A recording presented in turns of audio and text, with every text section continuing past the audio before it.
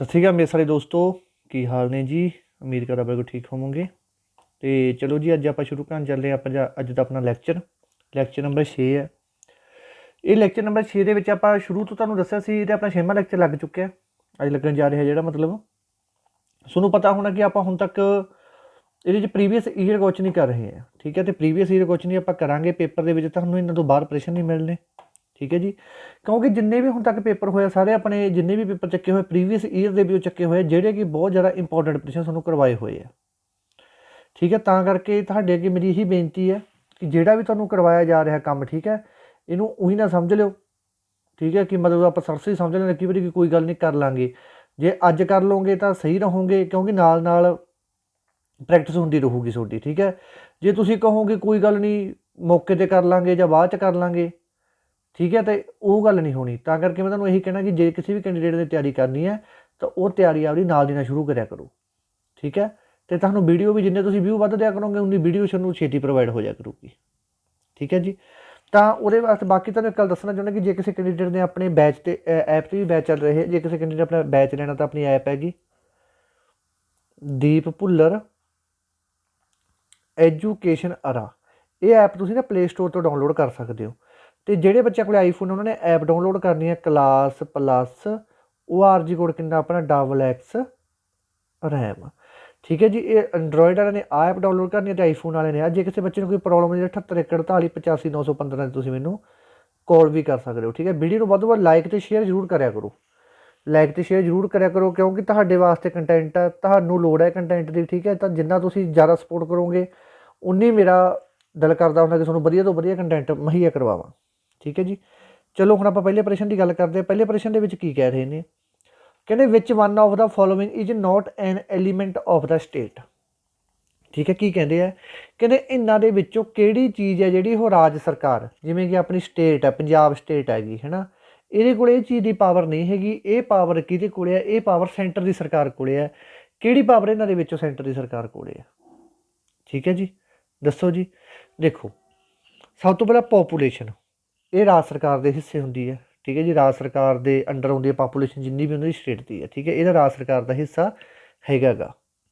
Land, जिहड़ा भी अपने पंजाब का इलाका गा या किसी भी स्टेट का इलाका, उहदे ते स्टेट का ज़्यादा अधिकार होगा सेंटर नालों। तो ये भी अपना लैंड का भी जिहड़ा एरिया आ गया, ये भी अपना स्टेट का हिस्सा है। इन्होंने पूछा नॉट किहड़ा एलीमेंट स्टेट का नहीं हैगा?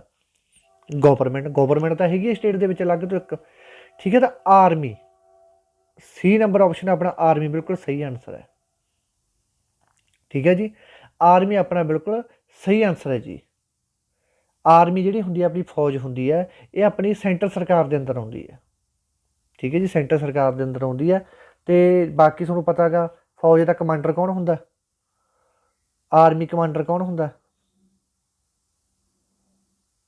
आर्मी कमांडर होंदा अपना प्रेजिडेंट, जिन्होंने आप राष्ट्रपति कह देंगे हैं। ठीक है जी, राष्ट्रपति होंदा आर्मी का, मतलब सारे इन्होंने को आर्मी का जो पहला फस्ट वो होंदा अपना यही होंदा अपना, ये गल याद रखनी है। ठीक है जी, तो आर्मी जी होंगी स्टेट के अंडर नहीं आती, ये जी होंगी है सेंटर के अंडर होंगी है। ठीक है जी, चलो हुण चलते हैं आप अगले प्रश्न। तो बाकी आ सारे पार्ट स्टेट के हिस्से च होंगे हैं। ठीक है जी, ये प्रश्न आया हुआ बच्चे रिपीट होया हुआ SSC के पेपर में आया हुआ, पंजाब के पेपरों में भी आया हुआ। ठीक है, तो 3 नंबर ऑप्शन अपने बिल्कुल सही आंसर है। हुण आ जाओ अगले ते आप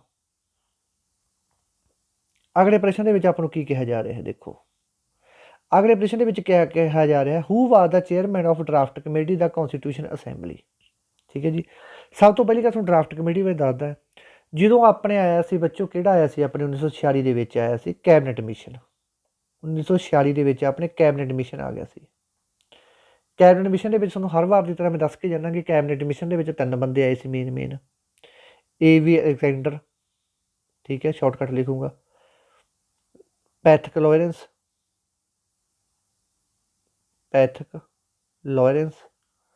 तो एक अपना हैगा सी स्टैफोर्ड क्रिप्स। ये उही क्रिप्स है जो 1942 के क्रिप्स मिशन भी लैके आया सी। उदों ये क्रिप्स मिशन इहदा नहीं चलिया। ठीक है, क्योंकि गांधी जी ने बहुत बेइज्जती बूजती करके भजाते सी कि पोस्ट डेटेड चैक फलाना ते मुकाम भजाते सी। तो 1942 के आया सी क्रिप्स मिशन। इस तो बाद कैबिनेट मिशन के फिर आया सी। ठीक है जी, 1946 के। ਕੈਬਨਿਟ ਮਿਸ਼ਨ ਵਾਲਿਆਂ ਨੂੰ ਆਪਣੇ ਵਾਲੇ ਕਹਿੰਦੇ 1946 ਦੇ ਵਿੱਚ ਕਹਿੰਦੇ ਭਾਈ ਅਸੀਂ ਇੱਕ ਆਪਦੀ ਅਲੱਗ ਤੋਂ ਅਸੈਂਬਲੀ ਬਣਾਉਣੀ, ਅਸੀਂ ਆਪਦਾ ਸੰਵਿਧਾਨ ਬਣਾਉਣਾ ਗਾ। ਉਹ ਕਹਿੰਦੇ ਬਣਾ ਲਓ ਜੀ, ਕੋਈ ਗੱਲ ਨਹੀਂ, ਪਰ ਤੁਸੀਂ ਸੰਵਿਧਾਨ ਬਣਾ ਲਓ, ਸਾਨੂੰ ਕੋਈ ਚੱਕਰ ਨਹੀਂ ਹੈਗਾ। ਉਹ ਜੋ ਸੰਵਿਧਾਨ ਬਣਾਉਣ ਲੱਗ ਗਏ, ਕਹਿੰਦੇ ਹੁਣ ਆਪਾਂ ਸੰਵਿਧਾਨ ਤਾਂ ਬਣਾਉਣ ਲੱਗ ਹੀ ਗਏ, ਤਾਂ ਸੰਵਿਧਾਨ ਦਾ ਜਿਹੜਾ ਖਰੜਾ ਤਿਆਰ ਕਰਨਾ ਸਾਰਾ ਖਰੜਾ, ਠੀਕ ਹੈ, ਉਹ ਕਿਹਤੋਂ ਤਿਆਰ ਕਰੂਗਾ? ਉਹ ਕਰੂਗਾ doctor B R Ambedkar.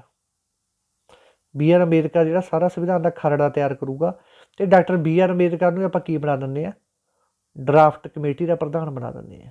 Draft committee ਦਾ ਪ੍ਰਧਾਨ ਬਣਾ ਦਿੰਦੇ ਹਾਂ। ਤਾਂ ਚੇਅਰਮੈਨ ਅਤੇ ਪ੍ਰਧਾਨ ਇੱਕ ਹੀ ਗੱਲ ਹੁੰਦੀ ਹੈ, ਇਹ ਹੈਗੇ ਆਪਣੇ ਡਾਕਟਰ ਬੀ ਆਰ ਅੰਬੇਦਕਰ ਹੈ, ਜਿਹੜੇ ਇਹਨਾਂ ਨੂੰ ਦੁਬਾਰਾ ਡਰਾਫਟ ਕਮੇਟੀ ਦਾ ਚੇਅਰਮੈਨ ਬਣਾਤਾ ਸੀ। ਠੀਕ ਹੈ ਜੀ। ਡਰਾਫਟ ਕਮੇਟੀ ਨੇ ਸੰਵਿਧਾਨ ਦਾ ਸਾਰਾ ਖਰੜਾ ਤਿਆਰ ਕੀਤਾ ਸੀ।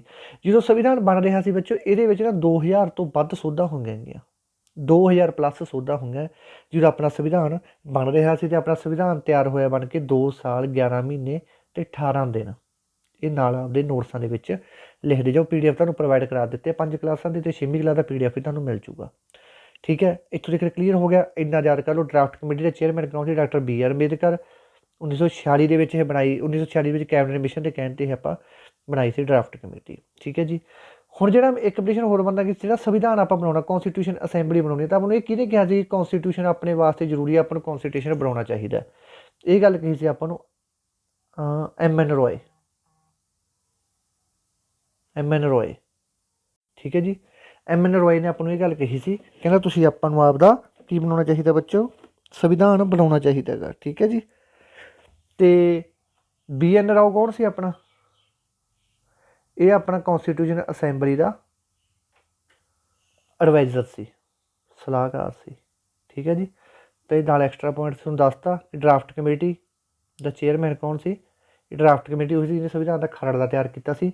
ਨਾਲ ਡਰਾਫਟ ਕਮੇਟੀ ਦੇ ਵਿੱਚ 6 ਮੈਂਬਰ ਇਹਨਾਂ ਦੇ ਕੀ ਸੀ? ਨਾਲ ਹੈਲਪਰ ਸੀ ਡਾਕਟਰ ਬੀ ਆਰ ਅੰਬੇਦਕਰ ਦੇ। ਠੀਕ ਹੈ ਜੀ।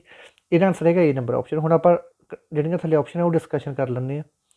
ਸੀ ਰਾਜੋਗੋਪਾਲਚਾਰੀਆ ਕੌਣ ਸੀ? ਇਹ ਆਪਣੇ ਆਜ਼ਾਦ ਭਾਰਤ ਦੇ ਪਹਿਲੇ ਗਵਰਨਰ ਜਨਰਲ ਸੀ। ਠੀਕ ਹੈ ਜੀ। ਆਜ਼ਾਦ ਭਾਰਤ ਦੇ ਪਹਿਲੇ ਗਵਰਨਰ ਜਨਰਲ ਸੀ। ਡਾਕਟਰ ਰਜਿੰਦਰ ਪ੍ਰਸਾਦ ਇਹ ਆਪਣੇ ਪਹਿਲੇ ਰਾਸ਼ਟਰਪਤੀ ਸੀ। ਠੀਕ ਹੈ ਜੀ। ਡਾਕਟਰ ਰਜਿੰਦਰ ਪ੍ਰਸਾਦ। ਅਤੇ ਜਵਾਹਰ ਲਾਲ ਨਹਿਰੂ ਕੌਣ ਸੀ? ਆਪਣੇ ਪਹਿਲੇ ਪ੍ਰਾਈਮ ਮਿਨਿਸਟਰ ਸੀ। ਅਤੇ 1929 ਦੇ ਵਿੱਚ ਲਾਹੌਰ ਰੈਜੂਲੇਸ਼ਨ ਵੀ ਇਹਨਾਂ ਨੇ ਪਾਸ ਕੀਤਾ ਸੀ, ਲਾਹੌਰ ਰੈਜੂਲੇਸ਼ਨ। ਠੀਕ ਹੈ ਜੀ। ਤਾਂ ਇਹਦਾ ਆਨਸਰ ਆ ਗਿਆ ਆਪਣੇ ਕੋਲ A ਨੰਬਰ ਆਪਸ਼ਨ। ਠੀਕ ਹੈ ਜੀ। A ਨੰਬਰ ਆਪਸ਼ਨ ਆਪਣੇ ਕੋਲ ਇਹਦਾ ਆਨਸਰ ਆ ਚੁੱਕਿਆ ਹੈਗਾ। ਇਸ ਤੋਂ ਬਾਅਦ ਚੱਲਦੇ ਆਪਾਂ ਅਗਲੇ ਪ੍ਰਸ਼ਨ 'ਤੇ। ਅਗਲੇ ਪ੍ਰਸ਼ਨ ਦੇ ਵਿੱਚ ਕੀ ਕਹਿ ਰਹੇ ਨੇ ਆਪਾਂ ਨੂੰ? ਕਹਿੰਦੇ ਦਾ ਕੰਸੈਪਟ ਆਫ ਸੋਵਰੀਅਨ ਪਾਰਲੀਮੈਂਟ ਇਜ਼ ਅਰੋਜੀਨੇਟ। ਠੀਕ ਹੈ ਜੀ।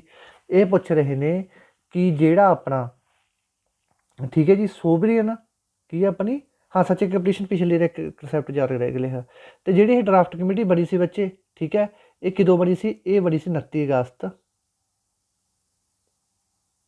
1947 ਨੂੰ। ਇਹ ਗੱਲ ਯਾਦ ਰੱਖਣਾ, ਦਿਮਾਗ ਦੇ ਵਿੱਚੋਂ ਸਕਿਪ ਹੋ ਗਈ ਸੀ, ਕਿਉਂਕਿ ਦੇਖੋ ਚੀਜ਼ਾਂ ਬਹੁਤ ਹੋ ਜਾਂਦੀਆਂ, ਤਾਂ ਕਰਕੇ ਤੁਹਾਨੂੰ ਹਰੇਕ ਚੀਜ਼ ਮੈਨੂੰ ਇਹ ਹੁੰਦਾ ਕਿ ਡਿਟੇਲ ਦੇ ਵਿੱਚ ਜਿੰਨੀ ਵੀ ਕਿਸੇ ਕੈਂਡੀਡੇਟ ਨੂੰ ਦੱਸੀ ਜਾਵੇ ਉਨੀ ਘੱਟ ਹੈਗੀ। ਠੀਕ ਹੈ ਜੀ। ਅਤੇ ਇਹ ਡੇਟ ਜ਼ਰੂਰ ਯਾਦ ਕਰ ਲਓ ਕਿ ਵੀ ਡਾਇਰੈਕਟ ਪਟੀਸ਼ਨ ਆ ਜਾਂਦਾ ਕਿ ਇਹ ਬਣੀ ਕਦੋਂ ਸੀ। ਠੀਕ ਹੈ ਜੀ। ਕਿਉਂਕਿ ਪੇਪਰ ਦੇ ਵਿੱਚ ਅੱਜ ਦੇ ਟਾਈਮ ਦੇ ਵਿੱਚ ਕੰਪੀਟੀਸ਼ਨ ਦਿਨੋਂ ਦਿਨ ਵੱਧਦਾ ਜਾ ਰਿਹਾ, ਅਤੇ ਆਪਾਂ ਕੰਪੀਟੀਸ਼ਨ ਦੇ ਨਾਲ ਹੀ ਰਹਿਣਾ ਗਾ। ਠੀਕ ਹੈ ਜੀ। ਹੁਣ ਆਪਣਾ ਪ੍ਰਸ਼ਨ ਸੀ ਅਗਲਾ, ਹਾਂ, ਦਾ ਕੰਸੈਪਟ ਆਫ ਸੋਵਰੀਅਨ ਪਾਰਲੀਮੈਂਟ ਓਰੀਜੀਨੇਟ। ਕਹਿੰਦੇ ਪ੍ਰੂਫ ਸੱਤਾ ਸੰਪੰਨ ਸੰਸਦ ਦਾ ਸੰਕਲਪ ਕਿੱਥੋਂ ਲੈਤਾ ਗਿਆ ਹੈਗਾ? ਠੀਕ ਹੈ ਜੀ। ਇਹਦਾ ਕੀ ਮਤਲਬ ਹੈ? ਇਹ ਕਿੱਥੋਂ ਲੈਤਾ ਗਿਆ ਪਹਿਲਾਂ ਤਾਂ ਇਹ ਦੱਸੋ। ਇਹ ਲੈਤਾ ਗਿਆ ਆਪਣੇ ਇੰਗਲੈਂਡ ਤੋਂ। ਇੰਗਲੈਂਡ ਦਾ ਹੋਰ ਕੀ ਨਾਮ ਹੈਗਾ? UK, Britain. ਇਹ ਇੰਗਲੈਂਡ ਨੂੰ ਕਹਿ ਦਿੰਦੇ ਆ। ਦੇਖਿਆ, ਸੋਵੀਅਤ ਸ਼ਬਦ ਲੈਤਾ ਸੀ ਆਪਾਂ। ਠੀਕ ਹੈ। ਅਤੇ ਇਹਦਾ ਆਨਸਰ ਆ ਗਿਆ ਆਪਣੇ ਕੋਲ A ਨੰਬਰ ਆਪਸ਼ਨ। ਹਾਂਜੀ। ਠੀਕ ਹੈ ਜੀ। ਹੁਣ ਕੀ ਸੀ ਇਹ? ਠੀਕ ਹੈ। ਸੰਸਦ ਦੇ ਵਿੱਚੋਂ ਜਿਹੜਾ ਇਹ ਲੈਤਾ ਗਿਆ ਸ਼ਬਦ, ਆਪਾਂ ਕਿਹੜਾ ਸ਼ਬਦ ਲੈਤਾ? ਇਹ ਆਪਾਂ ਲੈਤਾ ਗਾ ਸੋਵਰੀਅਨ ਪਾਰਲੀਮੈਂਟ। ਇਹਦਾ ਮਤਲਬ ਕੀ ਹੈਗਾ? ਇਹਦਾ ਮਤਲਬ ਇਹ ਹੈ ਕਿ ਜਿਹੜੇ ਵਿਧਾਇਕ ਆ ਆਪਣੇ, ਠੀਕ ਹੈ, ਜਿਹੜੀ ਆਪਣੀ ਸੰਸਥਾ ਬਣਾਈ ਹੋਈ ਹੈ, ਇਹ ਕਿਸੇ ਵੀ ਕਾਨੂੰਨ ਨੂੰ ਬਦਲ ਸਕਦੀ ਹੈ ਅਤੇ ਰੱਦ ਕਰ ਸਕਦੀ ਹੈ। ਠੀਕ ਹੈ ਜੀ। ਤਾਂ ਇਹੀ ਹੈ ਕਿ ਨਵੇਂ ਮਾਮਲੇ ਆਪਾਂ ਬਣਾ ਵੀ ਸਕਦੇ ਹਾਂ ਅਤੇ ਪੁਰਾਣਿਆਂ ਨੂੰ ਵੀ ਆਪਾਂ ਉਹ ਕਰ ਸਕਦੇ ਹਾਂ। ਓਕੇ, ਜਿਵੇਂ ਕੋਈ ਆਪਾਂ ਕੋਈ ਨਵਾਂ ਰੂਲ ਬਣਾਉਣੇ ਆ, ਤਾਂ ਇਹਦੇ ਵਿੱਚ ਸਿਰਫ ਇੰਨੀ ਯਾਦ ਕਰ ਲਓ, ਜ਼ਿਆਦਾ ਡੀਪਲੀ ਜਾਣ ਦੀ ਲੋੜ ਨਹੀਂ। ਤਾਂ ਹੁਣ ਆ ਗਿਆ ਆਪਾਂ ਅਗਲੇ ਪ੍ਰਸ਼ਨ 'ਤੇ। ਕਹਿੰਦੇ ਭਾਰਤੀ ਸੰਵਿਧਾਨ ਦਾ ਆਰਕੀਟੈਕਟ ਕਿਸ ਨੂੰ ਮੰਨਿਆ ਜਾਂਦਾ ਹੈਗਾ? ਆਰਕੀਟੈਕਟ ਦੇਖੋ, ਆਰਕੀਟੈਕਟ ਆ ਗਿਆ। ਆ ਜੇ ਪ੍ਰਸ਼ਨ ਚਾਹੇ ਤੁਹਾਨੂੰ ਆ ਜਾਏ ਡਰਾਫਟ ਕਮੇਟੀ ਦਾ ਪ੍ਰਧਾਨ, ਚਾਹੇ ਤੁਹਾਨੂੰ ਲਿਖ ਦੇਣ ਕਿ ਸੰਵਿਧਾਨ ਦਾ ਖਰੜਾ ਕਿਹਨੇ ਤਿਆਰ ਕੀਤਾ ਸੀ, ਇਹਨਾਂ ਸਾਰਿਆਂ ਦਾ ਆਨਸਰ ਇੱਕ ਹੀ ਆਊਗਾ, ਉਹ ਆਊਗਾ ਡਾਕਟਰ BR ਅੰਬੇਦਕਰ। ਇਹਨਾਂ ਨੂੰ ਹੋਰ ਨਾਮ ਨਾਲ ਕਿਹੜੇ ਨਾਲ ਜਾਣਿਆ ਜਾਂਦਾ ਹੈਗਾ, ਫਾਦਰ ਆਫ ਇੰਡੀਅਨ ਕੌਂਸਟੀਟਿਊਸ਼ਨ, ਕਿ ਸਾਡੇ ਭਾਰਤੀ ਸੰਵਿਧਾਨ ਦਾ ਪਿਤਾ ਕੌਣ ਹੈ, ਡਾਕਟਰ BR ਅੰਬੇਦਕਰ ਹੈ। ਠੀਕ ਹੈ ਜੀ, ਇੰਨਾ ਯਾਦ ਕਰ ਲਿਓ। ਹੋਰ ਤੁਹਾਨੂੰ ਆਪਾਂ ਬਾਹਲਾ ਤੰਗ ਨਹੀਂ ਕਰਦੇ, ਜਿਹੜੀ ਚੀਜ਼ ਜ਼ਰੂਰੀ ਹੋਊਗੀ ਸਿਰਫ ਉਹੀ ਤੁਹਾਨੂੰ ਦੱਸੂਗਾ ਮੈਂ। ਠੀਕ ਹੈ ਜੀ, ਇਸ ਤੋਂ ਬਾਅਦ ਇਹਦਾ ਆਨਸਰ ਆ ਗਿਆ 20 ਨੰਬਰ ਆਪਸ਼ਨ। ਹੁਣ ਆਪਾਂ ਆਪਸ਼ਨ ਡਿਸਕਸ ਕਰ ਲੈਂਦੇ ਹਾਂ। ਮਹਾਤਮਾ ਗਾਂਧੀ ਤੁਹਾਨੂੰ ਪਤਾ ਹੀ ਹੈ, ਜਿਹਨਾਂ ਨੂੰ ਦਾ ਨੇਸ਼ਨ ਦਾ ਫਾਦਰ ਕਿਹਾ ਜਾਂਦਾ ਹੈਗਾ। ਠੀਕ ਹੈ, ਜਾਂ ਨੇਸ਼ਨ ਆਫ ਇੰਡੀਆ ਕਿਹਾ ਜਾਂਦਾ ਹੈਗਾ ਮਹਾਤਮਾ ਗਾਂਧੀ ਨੂੰ। ਮਹਾਤਮਾ ਗਾਂਧੀ ਦਾ ਅਸਲੀ ਨਾਮ ਕੀ ਸੀ, ਮੋਹਨ ਚੰਦ ਕਰਮਚੰਦ ਗਾਂਧੀ। ਗਾਂਧੀ ਜੀ 9 ਜਨਵਰੀ 1915 ਨੂੰ ਸਾਊਥ ਅਫਰੀਕਾ ਤੋਂ ਇੰਡੀਆ ਆਏ ਸੀ। ਠੀਕ ਹੈ ਜੀ, ਤਾਂ ਇਹੜੇ ਦਿਨ ਨੂੰ ਹੀ ਆਪਾਂ ਭਾਰਤੀ ਪ੍ਰਵਾਸੀ ਦਿਵਸ ਦੇ ਨਾਂ ਨਾਲ ਮਨਾਉਂਦੇ ਹਾਂ। ਭਾਰਤੀ ਪ੍ਰਵਾਸੀ ਦਿਵਸ ਆਪਾਂ ਗਾਂਧੀ ਜੀ ਦੀ ਉਸ ਦਿਨ ਦੇ ਵਿੱਚ ਆਉਣ ਦੀ ਖੁਸ਼ੀ ਦੇ ਵਿੱਚ, ਇੰਡੀਆ ਦੀ ਆਉਣ ਦੀ ਯਾਦ ਦੇ ਵਿੱਚ ਇਹ ਭਾਰਤੀ ਪ੍ਰਵਾਸੀ ਦਿਵਸ ਮਨਾਇਆ ਜਾਂਦਾ। ਜਵਾਹਰ ਲਾਲ ਨਹਿਰੂ ਤੁਹਾਨੂੰ ਪਹਿਲਾਂ ਵੀ ਦੱਸ ਕੇ ਗਏ, ਪ੍ਰਾਈਮ ਮਿਨਿਸਟਰ ਇੰਡੀਆ ਦੇ ਪਹਿਲੇ।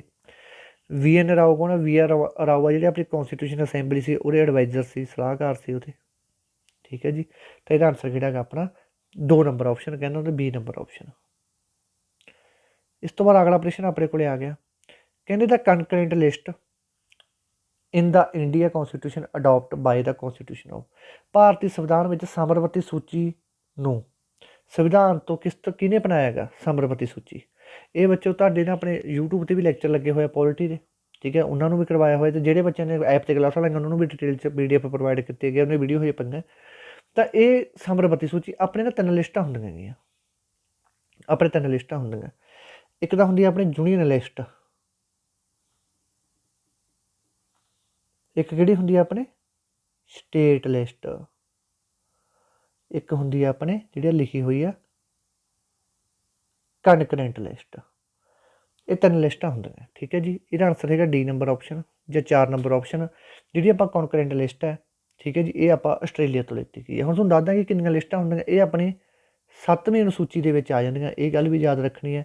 7ਵੀਂ ਅਨੁਸੂਚੀ ਨੂੰ ਆਪਾਂ ਕੀ ਕਹਿ ਦਿੰਦੇ ਹਾਂ, 7th ਸ਼ਡਿਊਲ। 7th ਸ਼ਡਿਊਲ ਦੇ ਵਿੱਚ 7ਵੀਂ ਅਨੁਸੂਚੀ ਦੇ ਆਪਾਂ ਟੋਟਲ ਕਿੰਨੀਆਂ ਅਨੁਸੂਚੀਆਂ, 12ਵੀਂ ਅਨੁਸੂਚੀਆਂ, ਉਹਦੇ ਵਿੱਚੋਂ 7ਵੀਂ ਅਨੁਸੂਚੀ ਦੇ ਵਿੱਚ ਆ ਜਾਂਦੀਆਂ ਲਿਸਟਾਂ, ਅਤੇ 8ਵੀਂ ਅਨੁਸੂਚੀ ਦੇ ਵਿੱਚ ਆ ਜਾਂਦੀਆਂ ਆਪਣੀਆਂ ਭਾਸ਼ਾਵਾਂ, ਜਿਹੜੀਆਂ ਆਪਣੀਆਂ 22 ਭਾਸ਼ਾਵਾਂ ਹੈਗੀਆਂ। ਠੀਕ ਹੈ, 2 ਸੂਚੀਆਂ ਇਕੱਠੀਆਂ ਯਾਦ ਕਰ ਲਓ। ਹੁਣ ਇੱਕ ਹੁੰਦੀ ਯੂਨੀਅਨ ਲਿਸਟ, ਇੱਕ ਹੁੰਦੀ ਸਟੇਟ ਲਿਸਟ, ਇੱਕ ਹੁੰਦੀ ਕਨਕਰੈਂਟ ਲਿਸਟ। ਹੁਣ ਇਹ ਕਿਹੜੀ ਸੂਚੀ ਦੇ ਵਿੱਚ ਆਉਂਦੀਆਂ, 7ਵੀਂ ਸੂਚੀ ਦੇ ਵਿੱਚ ਆਉਂਦੀਆਂ। ਅਤੇ ਕਨਕਰੈਂਟ ਲਿਸਟ ਆਪਾਂ ਕਿਤੋਂ ਲੈਤੀ ਆ, ਆਸਟ੍ਰੇਲੀਆ ਤੋਂ ਲੈਤੀ ਹੈ। ਠੀਕ ਹੈ, ਯੂਨੀਅਨ ਲਿਸਟ ਦੇ ਵਿੱਚ ਕੀ ਹੁੰਦਾ ਬੱਚੇ, ਯੂਨੀਅਨ ਲਿਸਟ ਦੇ ਵਿੱਚ ਰਾਜੇ ਇਹ ਚੀਜ਼ ਹੁੰਦੀ ਹੈ ਕਿ ਸਾਰੇ ਫੈਸਲੇ ਕੇਂਦਰ ਸਰਕਾਰ ਬਣਾਉਂਦੀ ਹੈ, ਸਾਰੇ ਫੈਸਲੇ ਕੇਂਦਰ ਸਰਕਾਰ ਦੇ ਹੁੰਦੇ ਇਹਦੇ ਵਿੱਚ। ਠੀਕ ਹੈ ਜੀ, ਸਟੇਟ ਲਿਸਟ ਦੇ ਵਿੱਚ ਸਾਰੇ ਫੈਸਲੇ ਰਾਜ ਸਰਕਾਰ ਦੇ ਹੁੰਦੇ ਆ। ਠੀਕ ਹੈ, ਜਿਵੇਂ ਕਿ ਹੁਣ ਮੋਦੀ ਸਾਹਿਬ ਨੇ ਕੋਈ ਫੈਸਲਾ ਲੈਣਾ ਹੈਗਾ। ਠੀਕ ਹੈ, ਜਿਵੇਂ ਹੁਣ ਮੋਦੀ ਸਾਹਿਬ ਨੇ ਕੋਈ ਵੀ ਸਕੀਮ ਚਲਾਈ ਹੈ, ਜਿਵੇਂ ਹੁਣ ਬਿੱਲ ਪਾਸ ਕੀਤੇ ਸੀ ਮੋਦੀ ਸਾਹਿਬ ਨੇ ਕਿਸਾਨਾਂ ਵਾਸਤੇ। ਠੀਕ ਹੈ, ਤਾਂ ਉਹ ਸਾਰੇ ਕਿਹੜੀ ਲਿਸਟ ਦੇ ਅੰਡਰ ਕੱਢੇ ਸੀ, ਇਹਨਾਂ ਨੇ ਯੂਨੀਅਨ ਲਿਸਟ ਦੇ ਅੰਡਰ ਕੱਢੇ ਸੀਗੇ। ਇਹ ਤੇ ਯੂਨੀਅਨ ਲਿਸਟ ਦੇ ਸਿਰਫ ਅਤੇ ਸਿਰਫ ਕਿਹੜੀ ਸਰਕਾਰ ਫੈਸਲੇ ਬਣਾ ਸਕਦੀ ਹੈ, ਸੈਂਟਰ ਦੀ ਸਰਕਾਰ ਫੈਸਲੇ ਬਣਾ ਸਕਦੀ ਹੈ। ਸਟੇਟ ਲਿਸਟ, ਹੁਣ ਜਿਵੇਂ ਤੁਸੀਂ ਪਤਾ ਹੋਊਗਾ ਕਿ ਤੁਹਾਨੂੰ ਭਗਵੰਤ ਮਾਨ ਸਾਹਿਬ ਨੇ ਵਨ ਪੈਨਸ਼ਨ ਕਹਿਤਾ, 1 MLA 1 ਪੈਨਸ਼ਨ, ਕਿ ਇੱਕ ਵਿਧਾਇਕ ਨੂੰ 1 ਪੈਨਸ਼ਨ ਹੀ ਮਿਲੂਗੀ। ਉਹ ਜਿਹੜਾ ਫੈਸਲਾ ਲੈਤਾ ਉਹ ਕਿਹੜੀ ਲਿਸਟ ਦੇ ਅਨੁਸਾਰ ਲੈਤਾ ਇਹਨਾਂ ਨੇ, ਸਟੇਟ ਲਿਸਟ ਦੇ ਅਨੁਸਾਰ ਲੈਤਾ ਗਾ। ਠੀਕ ਹੈ ਜੀ, ਅਤੇ ਇੱਕ ਆ ਜਾਂਦੀ ਕਨਕਰੈਂਟ ਲਿਸਟ। ਕਨਕਰੈਂਟ ਲਿਸਟ ਇਹ ਹੁੰਦੀ ਹੈ ਬੱਚੇ, ਇਹਦੇ ਵਿੱਚ ਸੈਂਟਰ ਸਰਕਾਰ ਪਲੱਸ ਸਟੇਟ ਸਰਕਾਰ ਦੋਨੇ ਰਲ ਕੇ ਫੈਸਲਾ ਲੈਂਦੀਆਂ। ਠੀਕ ਹੈ ਜੀ, ਦੋਨੇ ਰਲ ਕੇ ਫੈਸਲਾ ਲੈਂਦੀਆਂ, ਇਕੱਠੇ ਮਤਲਬ ਸਾਂਝਾ ਮਤਾ ਹੁੰਦਾ ਇਹਦੇ ਵਿੱਚ। ਠੀਕ ਹੈ ਜੀ, ਇਹ ਚੀਜ਼ ਸਮਝ ਆ ਗਈ ਹੁਣ ਤੁਹਾਨੂੰ। 7ਵੀਂ ਅਨੁਸੂਚੀ ਦੀ ਗੱਲ ਹੈ, 3 ਲਿਸਟ ਹੈ। ਯੂਨੀਅਨ ਲਿਸਟ 'ਚ ਇਕੱਲੀ ਸੈਂਟਰ ਸਰਕਾਰ, ਸਟੇਟ ਦੇ ਵਿੱਚ ਇਕੱਲੀ ਸਟੇਟ ਸਰਕਾਰ, ਕਨਕਰੈਂਟ ਦੇ ਵਿੱਚ ਦੋਨੇ ਸੈਂਟਰ ਅਤੇ ਸਟੇਟ ਸਰਕਾਰਾਂ ਮਿਲ ਕੇ ਫੈਸਲਾ ਕਰਦੀਆਂ ਹੈਗੀਆਂ। ਓਕੇ, D ਨੰਬਰ ਆਪਸ਼ਨ ਇਹਦਾ ਆਨਸਰ ਹੈ। ਹੁਣ ਅਗਲਾ ਪ੍ਰਸ਼ਨ ਆਪਣੇ ਕੋਲ ਆ ਗਿਆ, ਕਹਿੰਦੇ ਭਾਰਤੀ ਸੰਵਿਧਾਨ ਨੂੰ ਕਦੋਂ ਅਪਣਾਇਆ ਗਿਆ ਸੀ, ਅਡੋਪਟ ਕਦੋਂ ਕੀਤਾ ਗਿਆ ਸੀ। ਅਡੋਪਟ ਅਤੇ ਇਨਫੋਰਸਮੈਂਟ, ਇਹ ਦੋਨੇ ਚੀਜ਼ਾਂ ਦੇ ਵਿੱਚ ਜ਼ਮੀਨ ਆਸਮਾਨ ਦਾ ਫਰਕ ਹੈ। ਇਨਫੋਰਸਮੈਂਟ ਦਾ ਮਤਲਬ ਹੁੰਦਾ ਲਾਗੂ ਕਰਨਾ, ਅਡੋਪਟ ਦਾ ਮਤਲਬ ਹੁੰਦਾ ਅਪਣਾਉਣਾ। ਜਿਹੜਾ ਆਪਣਾ ਸੰਵਿਧਾਨ ਸੀ ਕਿਦੋਂ ਤਿਆਰ ਹੋਇਆ ਸੀ, ਆਪਣਾ ਸੰਵਿਧਾਨ ਸੀ ਜਿਹੜਾ ਤੁਹਾਨੂੰ ਪਤਾ ਕਿ 2000 ਤੋਂ ਵੱਧ ਦਾ ਇਹਦੇ ਵਿੱਚ ਸੋਧਾਂ ਕੀਤੀਆਂ ਗਈਆਂ ਹੈਗੀਆਂ। 2 ਸਾਲ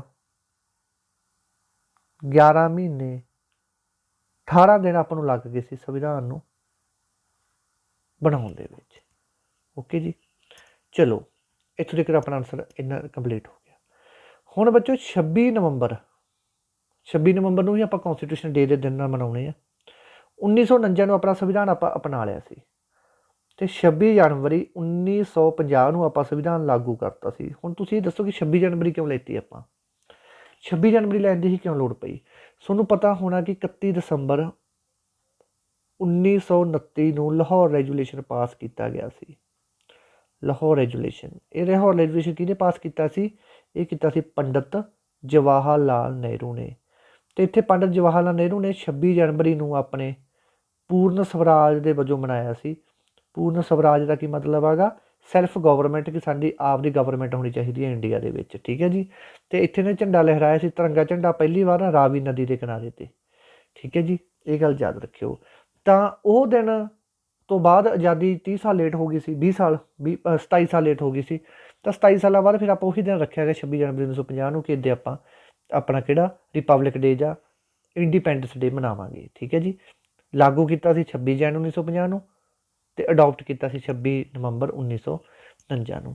ਜਿਹੜਾ ਆਪਣਾ ਝੰਡਾ ਗਾ ਇਹ ਕਿਦੋਂ ਅਡੋਪਟ ਕੀਤਾ ਗਿਆ ਸੀ? ਝੰਡਾ ਆਪਣਾ ਲਿੱਤਾ ਗਿਆ ਸੀ 22 ਜੁਲਾਈ 1947 ਨੂੰ ਆਪਾਂ ਝੰਡਾ ਅਡੋਪਟ ਕਰ ਲਿਆ ਸੀ ਆਪਣਾ, ਠੀਕ ਹੈ ਜੀ, ਰਾਸ਼ਟਰੀ ਤਿਰੰਗਾ ਝੰਡਾ, ਠੀਕ ਹੈ। ਤੇ ਭਾਰਤੀ ਸੰਵਿਧਾਨ ਕਦੋਂ ਅਪਣਾਇਆ ਗਿਆ ਸੀ? ਅਪਣਾਉਣ ਵਾਲਾ ਆਪਰੇਸ਼ਨ ਪਿਆ ਆਪਣਾ 26 ਨਵੰਬਰ 1950 ਨੂੰ ਤੇ ਲਾਗੂ ਕੀਤਾ ਗਿਆ ਸੀ 26 ਜਨਵਰੀ 1949 ਨੂੰ ਸੱਚ, ਤੇ ਲਾਗੂ ਕੀਤਾ ਗਿਆ 26 ਜਨਵਰੀ 1950 ਨੂੰ। 2 ਨੰਬਰ ਆਪਸ਼ਨ ਹੈ। ਇਸ ਤੋਂ ਬਾਅਦ ਅਗਲਾ ਪ੍ਰਸ਼ਨ ਆ ਗਿਆ ਆਪਣਾ। ਅਗਲੇ ਪ੍ਰਸ਼ਨ ਦੇ ਵਿੱਚ ਕੀ ਕਹਿ ਰਹੇ ਨੇ? ਕਹਿੰਦੇ ਸੰਵਿਧਾਨ ਦੇ ਨਿਰਮਾਤਾ ਦੇ ਮਨ ਅਤੇ ਆਦਰਸ਼ਾਂ ਦੇ ਪ੍ਰਤੀਬੰਧ ਹੁੰਦੇ ਹਨ। The mind and ideal of the frame of constitution are reflected in the. ਦੱਸੋ ਜੀ ਕੌਣ ਰਿਫਲੈਕਟ ਕਰਦਾ ਇਹ ਚੀਜ਼ ਨੂੰ? ਤਾਂ ਇਹਦਾ ਆਨਸਰ ਹੈਗਾ ਗਾ ਆਪਣੇ ਜਿਹੜੇ ਸੰਵਿਧਾਨ ਦੇ ਵਿੱਚ, ਠੀਕ ਹੈ, ਸੰਵਿਧਾਨ ਦੇ ਵਿੱਚ ਆਪਣਾ ਮਨ ਅਤੇ ਆਦਰਸ਼ਾਂ ਦੀ ਗੱਲ ਜਿਹੜੀ ਕੌਨਸਟੀਟਿਊਸ਼ਨ ਦੀ ਕੀਤੀ ਇਹਨੂੰ ਰਿਫਲੈਕਟ ਕਰਦਾ ਆਪਣਾ ਪ੍ਰਿੰਬਲ। ਪ੍ਰਿੰਬਲ ਨੂੰ ਕਿਹੜੇ ਅਮੈਂਡਮੈਂਟ ਦੇ ਤਹਿਤ ਜੋੜਿਆ ਗਿਆ ਸੀ? 42ਵਾਂ ਅਮੈਂਡਮੈਂਟ 1976 ਦੇ ਤਹਿਤ ਨੂੰ ਜੋੜਿਆ ਗਿਆ ਸੀ। ਪ੍ਰਿੰਬਲ ਨੂੰ ਹੀ ਸੰਵਿਧਾਨ ਦੀ ਆਤਮਾ ਕਿਹਾ ਜਾਂਦਾ ਹੈਗਾ। ਸੰਵਿਧਾਨ ਦੀ ਆਤਮਾ ਕਹਿਣ ਦਾ ਮਤਲਬ ਕਿ ਸੋਇਲ ਆਫ ਕੌਨਸਟੀਟਿਊਸ਼ਨ। ਪ੍ਰਸਤਾਵਨਾ ਨੂੰ ਕਿਹਦੇ ਕਹਿਣ 'ਤੇ ਜੋੜਿਆ ਗਿਆ? ਓਬਜੈਕਟਿਵ ਰੈਗੂਲੇਸ਼ਨ ਪਾਸ ਕੀਤਾ ਗਿਆ ਸੀ, ਓਬਜੈਕਟ ਰੈਗੂਲੇਸ਼ਨ, ਠੀਕ ਹੈ ਜੀ, ਉਹਦੇ ਤਹਿਤ ਇਹਨੂੰ ਜੋੜਿਆ ਗਿਆ। ਪਹਿਲਾਂ ਇਹਨੂੰ ਪ੍ਰਿੰਬਲ ਨੂੰ ਪਹਿਲਾਂ ਆਪਾਂ ਓਬਜੈਕਟ ਰੈਗੂਲੇਸ਼ਨ ਦੇ ਨਾਂ ਨਾਲ ਜਾਣਦੇ ਸੀ, ਠੀਕ ਹੈ ਜੀ। ਇਹਦਾ ਆਨਸਰ A ਨੰਬਰ ਆਪਸ਼ਨ ਹੈ। ਜਿਹੜੀ ਫੰਡਾਮੈਂਟਲ ਡਿਊਟੀ ਹੈ ਬੱਚੇ ਇਹ ਆਪਣੇ ਆਉਂਦੀ ਹੈ 4th A ਪਾਰਟ ਦੇ ਵਿੱਚ, 4th A ਪਾਰਟ ਦੇ ਵਿੱਚ, ਠੀਕ ਹੈ ਜੀ। ਤੇ ਫੰਡਾਮੈਂਟਲ ਰਾਈਟ ਮੌਲਿਕ ਅਧਿਕਾਰ ਆਪਣੇ ਆਉਂਦੇ ਆ 3rd ਪਾਰਟ ਦੇ ਵਿੱਚ, ਤੀਜੇ ਭਾਗ ਦੇ ਵਿੱਚ, ਠੀਕ ਹੈ ਜੀ। ਟੋਟਲ ਆਪਣੇ ਫੰਡਾਮੈਂਟਲ ਰਾਈਟ ਪਹਿਲਾਂ 7 ਸੀ, ਹੁਣ 6 ਹੈਗੇ, ਠੀਕ ਹੈ ਜੀ। ਆਰਟੀਕਲ 31 ਨੂੰ ਬਾਹਰ ਕੱਢਤਾ ਸੀ। DPSP ਆਪਣੇ ਆ ਜਾਂਦੇ ਆ 4th ਭਾਗ ਦੇ ਵਿੱਚ, ਠੀਕ ਹੈ ਜੀ। ਇਹ ਗੱਲ ਯਾਦ ਰੱਖਣੀ। ਇਹਦੇ ਵਿੱਚ ਕਾਹਦੀ ਗੱਲ ਆ ਜਾਂਦੀ ਹੈ? ਇਹਦੇ ਵਿੱਚ ਵੈਲਫੇਅਰ ਨਾਲ ਰਿਲੇਟਡ ਕੰਮ ਆ ਜਾਂਦੇ। ਵੈਲਫੇਅਰ ਨਾਲ ਰਿਲੇਟਡ ਕੰਮ ਕਿਤੇ ਵੀ ਤੁਹਾਨੂੰ ਵੈਲਫੇਅਰ ਮਿਲਿਆ ਸੀਗਾ ਉਹਦਾ ਆਨਸਰ DPSP ਲਾਇਆ ਹੋ, ਠੀਕ ਹੈ ਜੀ। ਇਹਦਾ ਆਨਸਰ ਕੀ ਹੈ ਆਪਣਾ? ਪ੍ਰਿੰਬਲ। ਹੁਣ ਚੱਲਦੇ ਹਾਂ ਅਗਲੇ ਪ੍ਰਸ਼ਨ 'ਤੇ। ਹੇਠ ਲਿਖਿਆ ਵਿੱਚੋਂ ਕਿਹੜਾ ਭਾਰਤੀ ਸੰਵਿਧਾਨ ਦੀ ਵਿਸ਼ੇਸ਼ਤਾ ਨਹੀਂ ਹੈਗੀ? ਭਾਰਤੀ ਸੰਵਿਧਾਨ ਦੀ ਇਹਨਾਂ ਦੇ ਵਿੱਚੋਂ ਕਿਹੜੀ ਵਿਸ਼ੇਸ਼ਤਾ ਨਹੀਂ ਹੈਗੀ ਆਪਣੀ ਦੀ? ਠੀਕ ਹੈ, ਦੇਖੋ, ਪਾਰਲੀਮੈਂਟ ਫਾਰਮ ਆਫ ਗੌਰਮੈਂਟ। ਜਿਹੜੀ ਗਵਰਨਮੈਂਟ ਹੁੰਦੀ ਹੈ ਇਹਦੇ ਵਿੱਚ ਇਹ ਪਾਰਲੀਮੈਂਟ ਦਾ ਰੂਪ ਹੈ, ਸੰਸਦ ਦਾ ਰੂਪ ਹੈ, ਸਹੀ ਗੱਲ ਹੈ। ਕੋਈ ਵੀ ਆਪਾਂ ਫੈਸਲਾ ਲੈਣਾ ਹੁੰਦਾ, ਠੀਕ ਹੈ, ਸੰਸਦ ਦੇ ਵਿੱਚ ਆਪਾਂ ਹਰੇਕ ਚੀਜ਼ ਨੂੰ ਡਿਸਕਸ ਕਰਦੇ ਹਾਂ। ਜੋ ਸੈਸ਼ਨ ਬਹਿੰਦੇ 3 ਸੈਸ਼ਨ ਹੁੰਦੇ ਆਪਣੇ, ਠੀਕ ਹੈ ਜੀ। ਅਤੇ ਇਸ ਤੋਂ ਬਾਅਦ ਆਪਣੀ ਗੱਲ ਆ ਗਈ ਨਿਆਂਪਾਲਕਾਂ ਦੀ ਆਜ਼ਾਦੀ, ਇੰਡੀਪੈਂਡੈਂਸ ਆਫ ਜੁਡੀਸ਼ਰੀ। ਜਿਹੜੀ ਆਪਣੀ ਜੁਡੀਸ਼ਰੀ ਹੈ ਜਿਵੇਂ ਸੁਪਰੀਮ ਕੋਰਟ ਹੈ, ਇਹ ਹਾਈ ਕੋਰਟ ਹੈ, ਇਹਨਾਂ ਦੇ ਵਿੱਚ ਗਵਰਨਮੈਂਟ ਦਾਖਲ ਕਰ ਸਕਦੀ ਕਿ ਨਹੀਂ ਕਰ ਸਕਦੀ? ਨਹੀਂ ਕਰ ਸਕਦੀ। ਇਹ ਆਜ਼ਾਦ ਹੁੰਦੇ, ਇਹ ਆਪਣੀ ਮਰਜ਼ੀ ਨਾਲ ਫੈਸਲਾ ਸੁਣਾਉਣਗੇ। ਜਿਹੜਾ ਬੇਕਸੂਰ ਹੋਊਗਾ ਉਹਨੂੰ ਬੇਕਸੂਰ, ਜਿਹੜਾ ਅਪਰਾਧੀ ਹੋਊ ਉਹਨੂੰ ਅਪਰਾਧੀ, ਠੀਕ ਹੈ ਜੀ। ਨੰਬਰ 3 'ਤੇ ਪੁੱਛੇ ਰਹੇ ਨੇ, ਕਹਿੰਦੇ ਪ੍ਰੈਜ਼ੀਡੈਂਸ਼ੀਅਲ ਫਰੋਮ ਦਾ ਗਵਰਨਮੈਂਟ। ਕਹਿੰਦੇ ਜਿਹੜੀ ਸਰਕਾਰ ਚਲਾਉਂਦਾ ਉਹ ਰਾਸ਼ਟਰਪਤੀ ਚਲਾਉਂਦਾ? ਨਹੀਂ ਬੱਚੇ, ਆਪਣਾ ਪ੍ਰੈਜ਼ੀਡੈਂਟ ਦਾ ਜਿਹੜਾ ਕੋਈ ਕੰਮ ਨਹੀਂ ਹੈਗਾ, ਠੀਕ ਹੈ ਜੀ। ਪ੍ਰੈਜ਼ੀਡੈਂਟ ਦਾ ਆਪਣਾ ਕੋਈ ਕੰਮ ਨਹੀਂ ਹੈਗਾ। ਪ੍ਰੈਜ਼ੀਡੈਂਟ ਦਾ ਸਿਰਫ ਆਪਣਾ ਇੱਕ ਚੌਂਕੀਦਾਰ ਦੀ ਪਾਵਰ ਵੀ ਹੈ ਨਹੀਂ ਪ੍ਰੈਜ਼ੀਡੈਂਟ ਦੀ ਆਪਣੇ ਇੰਡੀਆ ਦੇ ਵਿੱਚ, ਠੀਕ ਹੈ ਜੀ। ਆਪਣੇ ਜੇ ਕਿਹੜਾ ਚਲਾਉਂਦਾ? ਪ੍ਰਾਈਮ ਮਿਨਿਸਟਰ ਚਲਾਉਂਦਾ ਅਸਲੀ ਸਰਕਾਰ, ਠੀਕ ਹੈ ਜੀ। ਫੈਡਰਲ ਗਵਰਨਮੈਂਟ, ਸੰਘੀ ਸਰਕਾਰ, ਇਹ ਆਪਣੇ ਹੈਗੀ ਹੈ ਫੈਡਰਲ ਗਵਰਨਮੈਂਟ ਦੀ। ਸਟੇਟ ਦੇ ਵਿੱਚ ਅਲੱਗ ਸਰਕਾਰ ਹੈ, ਸੈਂਟਰ ਦੇ ਵਿੱਚ ਆਪਣੀ ਅਲੱਗ ਹੈ। ਇਹਦੇ ਵਿੱਚ ਕਿਹੜੀ ਵਿਸ਼ੇਸ਼ਤਾ ਨਹੀਂ ਹੈਗੀ? ਤਾਂ 3 ਨੰਬਰ ਵਿਸ਼ੇਸ਼ਤਾ ਨਹੀਂ ਹੈਗੀ। ਅਤੇ ਜਿਹੜਾ ਆਪਣਾ ਆਨਸਰ ਆਊਗਾ ਉਹ ਆਊਗਾ 3 ਨੰਬਰ ਆਪਸ਼ਨ, ਠੀਕ ਹੈ ਜੀ। ਹੁਣ ਸਾਰੇ ਇਕੱਲੀ ਚੀਜ਼ਾਂ ਨੂੰ ਡਿਸਕਸ ਕਰਤਾ ਨਾ ਕਿ ਜੁਡੀਸ਼ਰੀ ਆਪਣੀ ਮਰਜ਼ੀ ਨਾਲ ਫੈਸਲੇ ਸੁਣਾਊਗੀ, ਸਰਕਾਰ ਪਾਰਲੀਮੈਂਟ ਦੇ ਵਿੱਚ ਬਹਿੰਦੀ ਹੈ ਤੇ ਫੈਡਰਲ ਗਵਰਨਮੈਂਟ ਦਾ ਮਤਲਬ ਕਿ ਸਟੇਟ ਦੇ ਵਿੱਚ ਆਪਣੀ ਹੋਰ ਗਵਰਨਮੈਂਟ ਹੁੰਦੀ ਹੈ ਤੇ ਸੈਂਟਰ ਦੇ ਵਿੱਚ ਹੋਰ ਗਵਰਨਮੈਂਟ ਹੁੰਦੀ ਹੈ। ਤੇ ਇਹਦਾ ਆਨਸਰ ਆ ਜਾਊਗਾ ਆਪਣਾ 3 ਨੰਬਰ ਆਪਸ਼ਨ। ਇਸ ਤੋਂ ਬਾਅਦ ਅਗਲਾ ਪ੍ਰਸ਼ਨ ਧਿਆਨ ਨਾਲ ਦੇਖਿਓ, ਇਹ ਕਹਿੰਦੇ what is the basis of classification of government as unitary and federal. ਠੀਕ ਹੈ ਜੀ, ਭਾਰਤ ਦੀ ਏਕਤਾ ਅਤੇ ਸੰਘੀ ਵਰਗੀਕਰਨ ਦਾ ਆਧਾਰ ਕਿਹੜਾ ਹੈਗਾ ਇਹਨਾਂ ਦੇ ਵਿੱਚ। ਠੀਕ ਹੈ ਜੀ, ਹੁਣ ਇਹਦੇ ਵਿੱਚ ਮੈਂ ਇੰਗਲਿਸ਼ ਦੇ ਵਿੱਚ ਕਿਉਂ ਲਿਖਿਆ, ਇੰਗਲਿਸ਼ 'ਚ ਲਿਖਣ ਦਾ ਕਾਰਨ ਹੈ ਇੱਕ, ਦੇਖੋ ਜਿਹੜਾ ਆਪਾਂ ਨੂੰ ਇਹ ਕਿਵੇਂ ਪਤਾ ਲੱਗਦਾ ਕਿ ਯੂਨੀਟਰੀ ਅਤੇ ਫੈਡਰਲ ਦਾ ਕੀ ਮਤਲਬ ਹੈ। ਇਹਦਾ ਮਤਲਬ ਇਹ ਹੈਗਾ ਕਿ relationship between centre and state, centre ਦੇ ਸਟੇਟ ਦੇ ਵਿੱਚ ਜਿਹੜਾ ਰਿਲੇਸ਼ਨ ਹੁੰਦਾ ਹੈਗਾ, ਇਹ ਆਪਾਂ ਕਿਤੋਂ ਬੋਰੋ ਕੀਤਾ, ਇਹ ਬੋਰੋ ਕੀਤਾ ਆਪਾਂ ਕੈਨੇਡਾ ਤੋਂ। ਕੈਨੇਡਾ ਦੇ ਵਿੱਚ ਜਿਹੜਾ ਸੰਵਿਧਾਨ ਦੇ ਵਿੱਚ ਲਿਖਤਾ ਆਪਾਂ, ਠੀਕ ਹੈ ਜੀ, relationship between the centre and state, ਇਸ ਨੂੰ ਆਪਾਂ ਯੂਨੀਟਰੀ ਐਂਡ ਫੈਡਰਲ ਕਹਿ ਦਿੰਦੇ ਹਾਂ। ਯੂਨੀਟਰੀ ਐਂਡ ਫੈਡਰਲ ਗਵਰਨਮੈਂਟ ਕੌਣ ਡਿਸਕਲਾਸੀਫਿਕੇਸ਼ਨ ਕਰਦਾ ਇਹਨਾਂ ਦੇ ਵਿੱਚੋਂ, relation between the centre and state, ਇਹ ਆਪਣੀ ਯੂਨੀਟਰੀ ਐਂਡ ਫੈਡਰਲ ਗਵਰਨਮੈਂਟ ਦੱਸਦੀ ਹੈ। ਠੀਕ ਹੈ ਜੀ, ਇੱਥੋਂ ਆਪਣਾ ਤੀਜਾ ਨੰਬਰ ਆਪਸ਼ਨ ਹੈ। ਹੁਣ ਤੁਸੀਂ ਪੁੱਛ ਲਓਗੇ ਲੈਜਿਸਲੇਚਰ ਕੀ ਹੁੰਦੀ ਹੈ। ਲੈਜਿਸਲੇਚਰ ਉਹ ਹੁੰਦੀ ਹੈ, ਠੀਕ ਹੈ ਜੀ, ਜਿਹੜਾ ਕਿ ਸੰਵਿਧਾਨ ਨੂੰ ਬਣਾਉਂਦੀ ਹੈ, ਕਿੰਨਾ ਸੰਵਿਧਾਨ ਨੂੰ ਨਹੀਂ, ਕੋਈ ਰੂਲ ਬਣਾਉਂਦੀ ਹੈ, ਕੋਈ ਰੂਲ ਬਣਾਉਂਦੀ ਹੈ। ਐਕਸੀਕਿਊਟਿਵ ਕਿਹੜੇ ਹੁੰਦੇ ਆ, ਜਿਹੜੇ ਕਿਸੇ ਰੂਲ ਨੂੰ ਚਲਾਉਂਦੇ ਆ, ਅੱਗੇ ਚਲਾਉਂਦੇ, ਉਹਨਾਂ ਨੂੰ ਐਕਸੀਕਿਊਟਿਵ ਕਹਿ ਦਿੰਦੇ, ਜਿਹੜੇ ਰੂਲ ਬਣਾਉਂਦੇ ਉਹਨਾਂ ਨੂੰ ਲੈਜਿਸਲੇਚਰ ਕਹਿ ਦਿੰਦੇ ਆ। ਠੀਕ ਹੈ ਜੀ, ਤਾਂ 3 ਨੰਬਰ ਆਪਸ਼ਨ ਜਿਹੜਾ ਬਿਲਕੁਲ ਸਹੀ ਆਨਸਰ ਹੈ।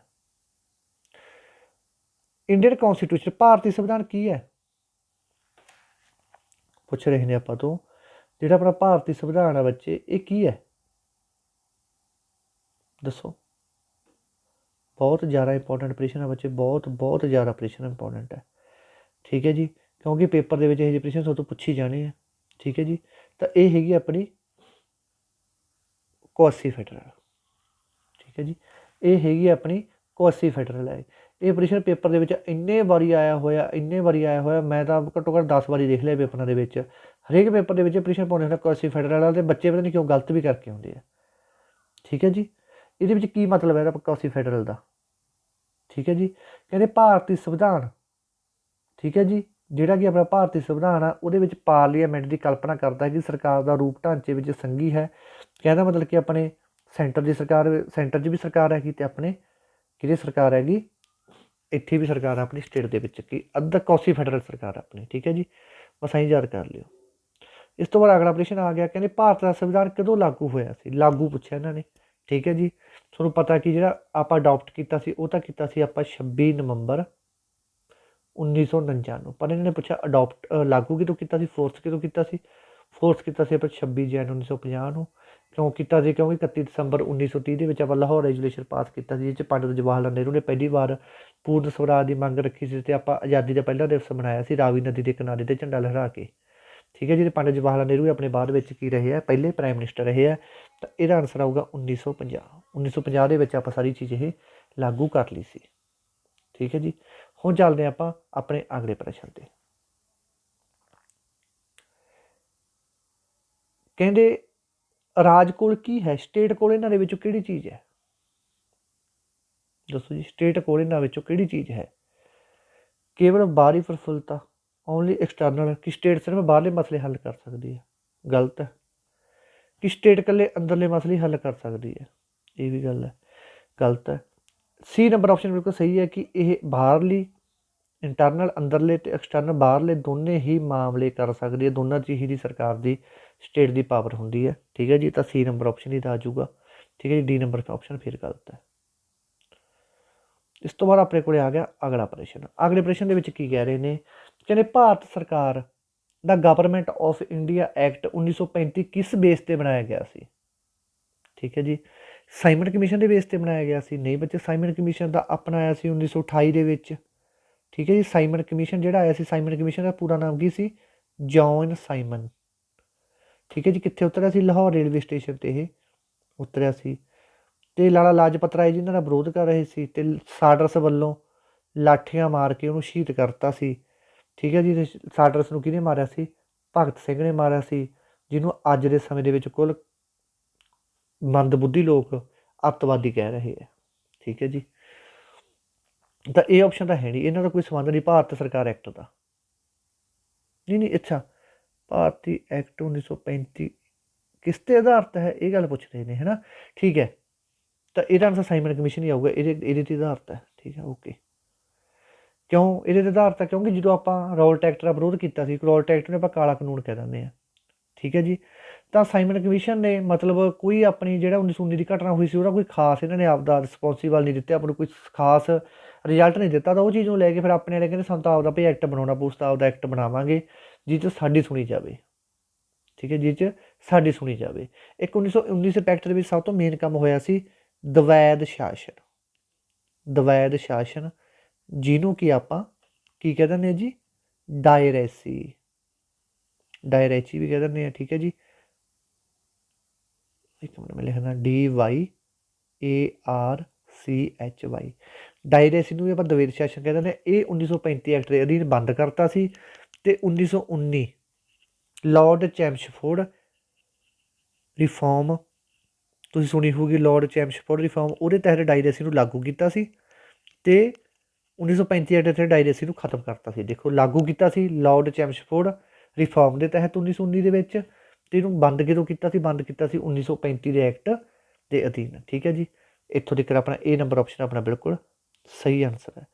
ਹੁਣ ਚੱਕ ਲੈਂਦੇ ਆਪਾਂ ਲਾਰਡ ਕਰਜ਼ਨ। ਇਹ ਲਾਰਡ ਕਰਜ਼ਨ ਕੌਣ ਹੈ? ਇਹ ਲਾਰਡ ਕਰਜ਼ਨ ਉਹੀ ਹੈ ਜਿਹਦੀ 1905 ਦੇ ਵਿੱਚ ਬੰਗਾਲ ਦੀ ਵੰਡ ਹੋਈ ਸੀ ਜਿਹਦੇ ਸਮੇਂ। ਠੀਕ ਹੈ ਜੀ, ਬਾਕੀ ਚਲੋ ਚੱਲਦੇ ਹਾਂ ਅੱਗੇ। ਠੀਕ ਆ, ਰਹਿਣ ਦਿਓ। ਲਾਰਡ ਕਲਾਈਵ ਕੌਣ ਸੀ ਜਾਂ ਰੋਬਰਟ ਕਲਾਈਵ ਕੌਣ ਸੀ? ਇਹ ਰੋਬਰਟ ਕਲਾਈਵ ਉਹੀ ਸੀ ਜਿਹਦੇ ਸਮੇਂ ਦੇ ਵਿੱਚ ਸਭ ਤੋਂ ਪਹਿਲਾਂ 1857 ਦੇ ਵਿੱਚ ਪਲਾਸੀ ਦੀ ਪਹਿਲੀ ਲੜਾਈ ਹੋਈ ਸੀ। ਅਤੇ ਪਲਾਸੀ ਦੀ ਪਹਿਲੀ ਲੜਾਈ ਕਿਹਦੇ ਵਿਚਕਾਰ ਹੋਈ ਸੀ? ਅੰਗਰੇਜ਼ਾਂ ਅਤੇ ਸਰਾਜੂਦੌਲਾ।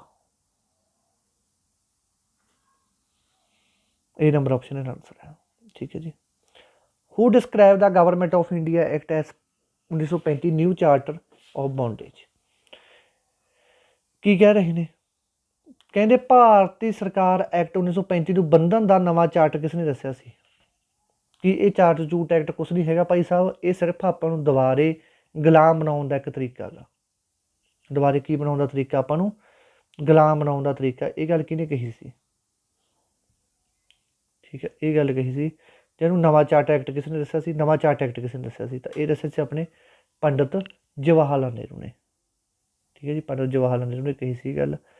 ਤਾਂ ਚਲੋ ਫੈਜ਼ਪੁਰ ਦੇ ਸੈਸ਼ਨ ਦੇ ਵਿੱਚ ਹੋਇਆ ਸੀ ਕਾਂਗਰਸ ਦੇ ਵਿੱਚ ਦਸੰਬਰ 1936 ਦੇ ਵਿੱਚ। ਠੀਕ ਹੈ ਜੀ, ਪੰਡਿਤ ਜਵਾਹਰ ਲਾਲ ਨਹਿਰੂ ਉਸ ਸਮੇਂ ਪ੍ਰਧਾਨ ਸੀ, ਤਾਂ ਉਹਨਾਂ ਨੇ ਇਹ ਗੱਲ ਕੀਤੀ ਸੀ। ਠੀਕ ਹੈ ਜੀ, ਚਲੋ ਚੱਲਦੇ ਹਾਂ ਹੁਣ ਆਪਾਂ ਜਿਹਦੇ ਅਗਲੇ ਪ੍ਰਸ਼ਨ 'ਤੇ। ਅਗਲੇ ਪ੍ਰਸ਼ਨ ਦੇ ਵਿੱਚ ਕੀ ਕਹਿੰਦੇ? ਭਾਰਤੀ ਸੰਵਿਧਾਨ ਦਾ ਰਖਵਾਲਾ ਕੌਣ ਹੈ? ਭਾਰਤੀ ਸੰਵਿਧਾਨ ਨੂੰ ਰਾਖੀ ਕੌਣ ਕਰੂਗਾ? President of India. ਇਹਨਾਂ ਤੋਂ ਕੋਈ ਸੰਬੰਧ ਹੀ ਨਹੀਂ, ਰਾਖੀ ਕਿਵੇਂ ਕਰੂਗਾ? ਇਹ ਤਾਂ ਐਕਸੀਕਿਊਟਿਵ ਹੈ। ਇਹ ਕੀ ਹੈ? ਇਹ ਤਾਂ ਐਕਸੀਕਿਊਟਿਵ ਹੈ। ਐਕਸੀਕਿਊਟ ਕੀ ਹੁੰਦਾ? ਜਿਹੜਾ ਕਿਸੇ ਵੀ ਰੂਲ ਨੂੰ ਲਾਗੂ ਕਰਵਾਉਂਦਾ। ਅਤੇ ਲੈਜਿਸਲੇਚਰ ਕੌਣ ਹੁੰਦੇ ਆ? ਜਿਹੜੇ ਕਿਸੇ ਵੀ ਰੂਲ ਨੂੰ ਬਣਾਉਂਦੇ ਆ। ਬਸ ਇੰਨੀ ਯਾਦ ਕਰ ਲਓ। ਠੀਕ ਹੈ। ਚੀਫ ਜਸਟਿਸ ਆਫ ਇੰਡੀਆ ਕਹਿੰਦੇ ਜਿਹੜਾ CGI ਹੈ, ਠੀਕ ਹੈ ਜੀ, ਮਤਲਬ ਕਿਹੜਾ ਆਪਣਾ ਸੁਪਰੀਮ ਕੋਰਟ ਦਾ ਮੁੱਖ ਜੱਜ ਹੈਗਾ, ਉਹ ਆਪਣੀ ਸੰਵਿਧਾਨ ਦੀ ਰਾਖੀ ਕਰੂਗਾ। ਬਿਲਕੁਲ ਰਾਈਟ ਗੱਲ ਹੈ।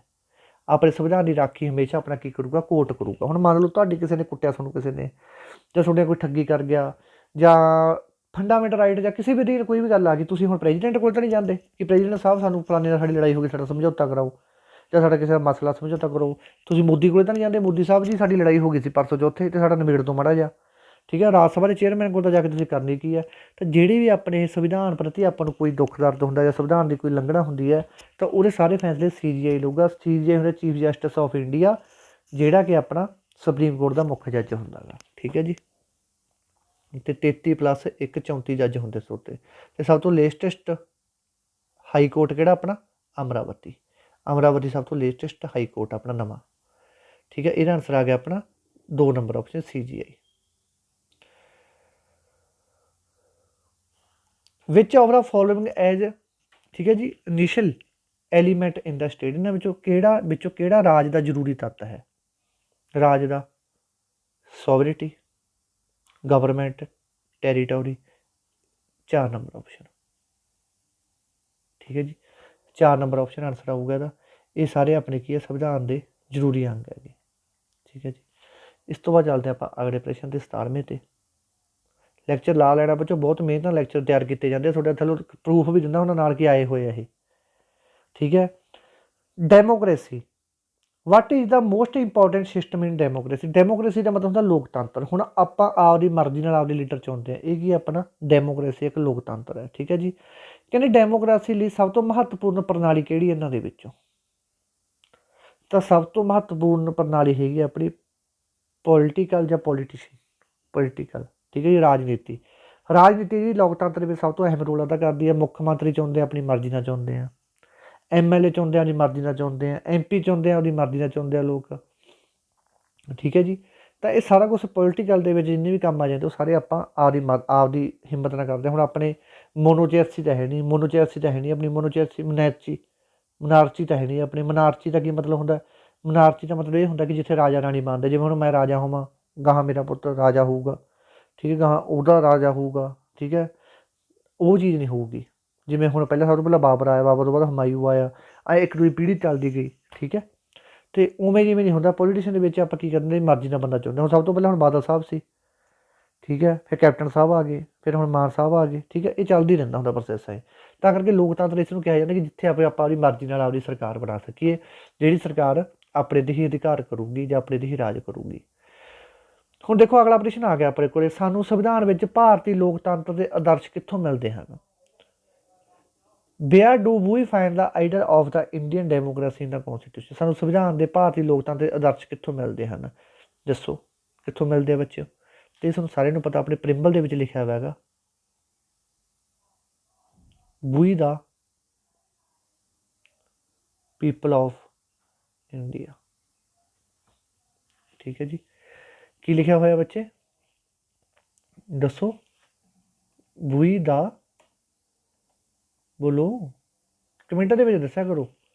ਵੀ ਦਾ ਪੀਪਲ ਆਫ ਇੰਡੀਆ, ਇਹ ਆਪਣੇ ਸੰਵਿਧਾਨ ਦੀ ਪਹਿਲੀ ਲਾਈਨ ਹੈਗੀ, ਵੀ ਦਾ ਪੀਪਲ ਆਫ ਇੰਡੀਆ। ਠੀਕ ਹੈ, ਇਹ ਪ੍ਰਸਤਾਵਨਾ ਵਿੱਚ ਲਿਖਿਆ ਹੋਇਆ ਸੀ ਭਾਰਤੀ ਲੋਕਤੰਤਰ ਦੇ ਆਦਰਸ਼ ਕਿੱਥੋਂ ਮਿਲਦੇ ਹਨ? ਪ੍ਰਿੰਬਲ ਤੋਂ। ਪ੍ਰਿੰਬਲ ਬਾਰੇ ਤੋਂ ਪਹਿਲਾਂ ਡਿਟੇਲ 'ਚ ਕਰਵਾ ਗਿਆ। ਪਾਰਟ ਜੇ ਵਿੱਚ ਕਾਹਦੀ ਗੱਲ ਕੀਤੀ ਗਈ ਹੈ? ਫੰਡਾਮੈਂਟਲ ਰਾਈਟ ਦੀ ਗੱਲ ਕੀਤੀ ਗਈ ਹੈ। ਪਾਰਟ ਚੌਥੇ ਵਿੱਚ ਕਾਹਦੀ ਗੱਲ ਕੀਤੀ ਗਈ ਹੈ? ਠੀਕ ਹੈ ਜੀ। ਪਾਰਟ 4 ਵਿੱਚ ਕਾਹਦੀ ਗੱਲ ਕੀਤੀ ਗਈ ਹੈ? ਆਪਣੀ DPSP ਦੀ। ਪਹਿਲੇ ਦੇ ਵਿੱਚ ਆਪਣੀ ਸਟੇਟਾਂ ਦੇ ਯੂਨੀਅਨ ਉਹਦੀ ਆਪਣੀ ਸੈਂਟਰ ਦੀ ਅਤੇ ਸਟੇਟ ਦੀ, ਕਿ ਆਪਣਾ ਕੇਂਦਰ ਸ਼ਾਸਤ ਪ੍ਰਦੇਸ਼ ਜਾਂ ਯੂਨੀਅਨ ਆਫ ਸਟੇਟਸ ਦੀ ਗੱਲ ਕੀਤੀ ਗਈ ਹੈ ਪਹਿਲੇ ਪਾਰਟ ਦੇ ਵਿੱਚ। ਠੀਕ ਹੈ ਜੀ। ਤਾਂ ਆਦਰਸ਼ ਕਿੱਥੋਂ ਮਿਲਦਾ? ਪ੍ਰਿੰਬਲ ਤੋਂ ਮਿਲਦਾ। ਪ੍ਰਿੰਬਲ ਨੂੰ ਕੀ ਕਿਹਾ ਜਾਂਦਾ? ਪ੍ਰਸਤਾਵਨਾ ਕਿਹਾ ਜਾਂਦਾ ਹੈਗਾ। ਅਤੇ ਪ੍ਰਸਤਾਵਨਾ ਨੂੰ ਹੀ ਸੰਵਿਧਾਨ ਦੀ ਆਤਮਾ ਕਿਹਾ ਜਾਂਦਾ ਹੈਗਾ। ਠੀਕ ਹੈ ਜੀ। ਹੁਣ ਚੱਲਦੇ ਆਪਾਂ ਅੱਜ ਦੇ ਸੈਕਿੰਡ ਲਾਸਟ ਪ੍ਰਸ਼ਨ 'ਤੇ। ਦਾ ਸਟੇਟ ਆਪਰੇਟ, ਰਾਜ ਇਹਨਾਂ ਦੁਆਰਾ ਕੰਮ ਕਰਦਾ ਹੈ? ਰਾਜ ਸਟੇਟ ਸਰਕਾਰ, ਜਿਵੇਂ ਆਪਾਂ ਪੰਜਾਬ ਸਟੇਟ ਹੈ, ਠੀਕ ਹੈ ਜੀ, ਕਿਹਨਾਂ ਦੁਆਰਾ ਕੰਮ ਕਰਦਾ ਹੈਗਾ? ਦੱਸੋ ਜੀ। ਵੈਰੀ ਵੈਰੀ ਇੰਪੋਰਟੈਂਟ ਹੈ। 4 ਆਪਸ਼ਨ ਤੁਹਾਡੇ ਸਾਹਮਣੇ ਹੈਗੀਆਂ। ਠੀਕ ਹੈ ਜੀ, 4 ਆਪਸ਼ਨ ਤੁਹਾਡੇ ਸਾਹਮਣੇ। ਦੱਸੋ ਇਹ ਹੁਣ ਦੇਖੋ ਆਪਣੇ ਮਾਨ ਸਾਹਿਬ ਦੀ ਸਰਕਾਰ ਹੈ, ਆਮ ਆਦਮੀ ਪਾਰਟੀ ਸਰਕਾਰ ਹੈ, ਆਪਣੇ ਰਾਜ ਕਿਵੇਂ ਕਰਦੇ ਆ? ਕੰਮ ਕਿਹਦੇ ਦੁਆਰਾ ਕਰਦੇ ਆ? ਇਹ ਕਰਦੇ ਆ ਕੰਮ ਗਵਰਨਮੈਂਟ ਦੁਆਰਾ। ਸਰਕਾਰ ਬਣਾਉਂਦੇ ਆ, ਆਪਦੇ MLA ਕੈਬਨਿਟ ਦੇ ਵਿੱਚ ਮੰਤਰੀ ਲੈਂਦੇ ਆ, ਫਿਰ ਸਾਰੀਆਂ ਚੀਜ਼ਾਂ ਦੀ ਸਿਲਸਿਲਾ ਚੱਲਦਾ, ਫਿਰ ਕੰਮ ਹੁੰਦੇ ਆ। ਠੀਕ ਹੈ ਜੀ, ਇਹ ਗੱਲ ਯਾਦ ਰੱਖਣੀ। ਇਹਦਾ ਗਵਰਨਮੈਂਟ ਦਾ ਆਨਸਰ ਆ ਜਾਊਗਾ 69ਵੇਂ ਦਾ ਤੀਸਰਾ। ਠੀਕ ਹੈ। ਇਸ ਤੋਂ ਬਾਅਦ ਆਪਣਾ ਲਾਸਟ ਪ੍ਰਸ਼ਨ ਆ ਗਿਆ ਅੱਜ। ਵੈਨ ਦਾ ਫਸਟ ਸੈਂਟਰਲ ਲੈਜਿਸਲੇਟਿਵ ਅਸੈਂਬਲੀ ਕੌਂਸਟੀਟਿਊਟ, ਕਹਿੰਦੇ ਪਹਿਲੀ ਕੇਂਦਰੀ ਵਿਧਾਨ ਸਭਾ ਦਾ ਗਠਨ ਕਿਦੋਂ ਹੋਇਆ ਸੀ? ਵੈਰੀ ਵੈਰੀ ਵੈਰੀ ਇੰਪੋਰਟੈਂਟ ਪ੍ਰਸ਼ਨ ਹੈ ਬੱਚੇ, ਕਿਸੇ ਨੇ ਛੱਡਣਾ ਨਹੀਂ ਰਾਜੇ। ਇਹ ਪ੍ਰਸ਼ਨ ਬਹੁਤ ਜ਼ਿਆਦਾ ਇੰਪੋਰਟੈਂਟ ਪ੍ਰਸ਼ਨ ਹੈਗਾ। ਤੁਹਾਨੂੰ ਪੇਪਰ ਦੇ ਵਿੱਚ ਇਹੋ ਜਿਹੇ ਪ੍ਰਸ਼ਨ 100% ਮਿਲਣਗੇ। ਠੀਕ ਹੈ, ਦੱਸੋ ਜੀ। ਮਾੜਾ ਮੋਟਾ ਮੈਨੂੰ ਵੀ ਕਿਸੇ ਪਾਸੋਂ ਠੰਡੀ ਹਵਾ ਦਾ ਬੁੱਲਾ ਦੇ ਦਿਆ ਕਰੋ, ਦੱਸ ਦਿਆ ਕਰੋ ਕੀ ਆਊਗਾ ਆਨਸਰ ਇਹਦਾ। 1920। ਠੀਕ ਹੈ ਜੀ। ਪਹਿਲੀ ਕੇਂਦਰੀ ਵਿਧਾਨ ਸਭਾ ਦਾ ਗਠਨ 1920 ਦੇ ਵਿੱਚ ਹੋਇਆ ਸੀ। ਠੀਕ ਹੈ ਜੀ।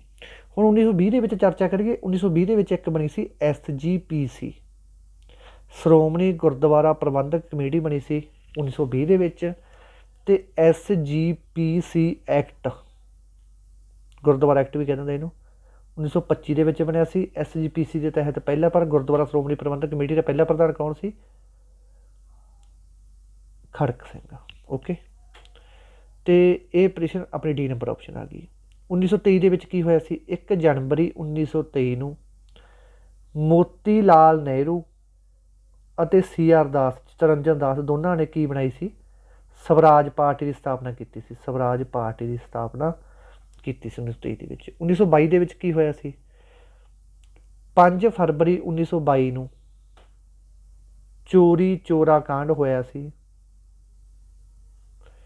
ਯੂਪੀ ਦੇ ਗੋਰਖਪੁਰ ਦੇ ਵਿੱਚ, ਜਿੱਥੇ 22 ਪੁਲਿਸ ਮੁਲਾਜ਼ਮਾਂ ਨੂੰ ਜਿੰਦਾ ਮਚਾ ਦਿੱਤਾ ਗਿਆ ਸੀ। ਤੇ ਗਾਂਧੀ ਜੀ ਨੇ ਦੁਖੀ ਹੋ ਕੇ 13 ਫਰਵਰੀ 1922 ਨੂੰ ਜਿਹੜੀ ਨੌਨ ਕੋਆਪਰੇਸ਼ਨ ਮੂਵਮੈਂਟ ਚਲਾਈ ਸੀ ਆਪਦੀ, 1 ਅਗਸਤ 1920 ਨੂੰ ਉਹਦੇ ਵਿੱਚੋਂ ਵਿਦਡਰਾ ਕਰ ਲਿਆ ਸੀ, ਉਹ ਵਾਪਸ ਲੈ ਲਈ ਸੀ। ਠੀਕ ਹੈ ਜੀ, ਠੀਕ ਹੈ ਜੀ। ਤੇ ਹਾਂ, ਇਹ ਆਪਾਂ ਤੁਹਾਨੂੰ ਦੱਸਦਾ ਸੀ ਸਾਰਾ ਕੁਛ। ਫੋਨ ਆ ਗਿਆ ਸੀ ਸੌਰੀ, ਵਿੱਚ ਦੀ ਨਾ ਅਟੈਂਡ ਕਰਨਾ ਪੈਂਦਾ। ਤੇ 13 ਫਰਵਰੀ 1922 ਨੂੰ ਗਾਂਧੀ ਨੇ ਨੌਨ ਕੋਆਪਰੇਸ਼ਨ ਮੂਵਮੈਂਟ ਵਾਪਸ ਲੈ ਲਈ, ਨਾ ਮਿਲ ਵਰਤਨ ਅੰਦੋਲਨ ਵੀ ਕਹਿੰਦੇ ਇਹਨੂੰ, ਇਹ ਵਾਪਸ ਲੈ ਲਈ। ਤੇ ਇਹ ਗੱਲ ਤੋਂ ਕੌਣ ਗੁੱਸੇ ਹੋ ਗਏ ਸੀ ਆਪਣੇ, ਇਹ ਗੁੱਸੇ ਹੋ ਗਏ ਸੀ ਆਪਣੇ ਪੰਡਿਤ ਜਵਾਹਰ ਲਾਲ ਨਹਿਰੂ ਤੇ CR ਦਾਸ। ਇਹਨਾਂ ਨੇ ਆਪਦੀ ਪਾਰਟੀ ਅਲੱਗ ਬਣਾ ਲਈ ਸੀ ਉਹਦੇ।